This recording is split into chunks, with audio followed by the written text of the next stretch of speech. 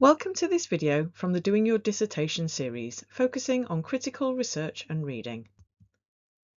Your tutors will expect you to show evidence of being critical in your dissertation.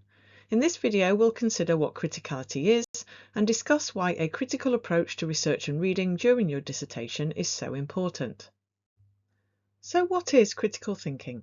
Perhaps you assume that being critical means we're being negative or finding faults with something, much like if we went to see a film at the cinema and criticised it to our family and friends. However, it's important to realise that being critical and showing your criticality when reading and writing your dissertation does not necessarily equal just criticism.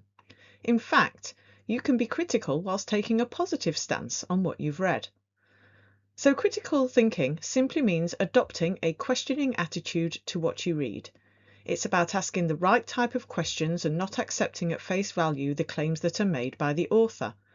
This means requiring good evidence and reasons to be put forward by the author before you accept an argument.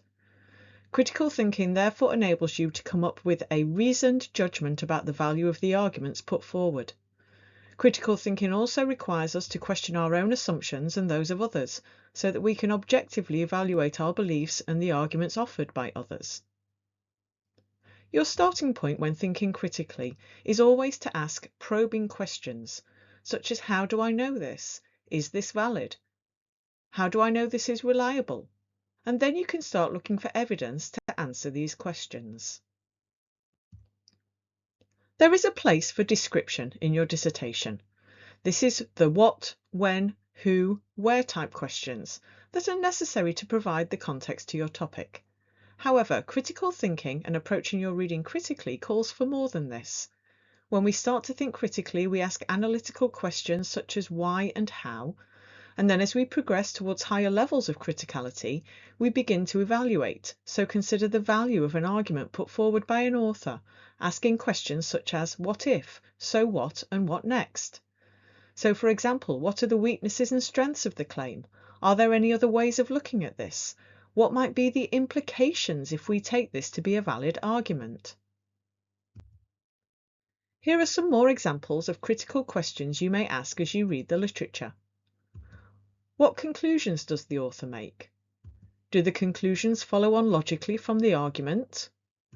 What evidence or reasons do they base it on? Are there exceptions to these conclusions? Could there be other ways of interpreting the evidence? Could there be other arguments or evidence that contradict the position taken or conclusion drawn by the author? Do I agree with the argument? Is the argument logical? This list is certainly not exhaustive. However, asking questions such as these helps to move you towards taking an evaluative and analytical stance to your reading. So why is a critical approach to your reading important? Firstly, it moves you away from merely describing or summarising what has been said in the literature through asking the right types of question, which will in turn allow you to evaluate and analyse existing research. It also enables you to situate your topic within the existing body of literature and to argue why your topic is important. So that's all for this video. In the next video, we look at strategies you can adopt for reading critically.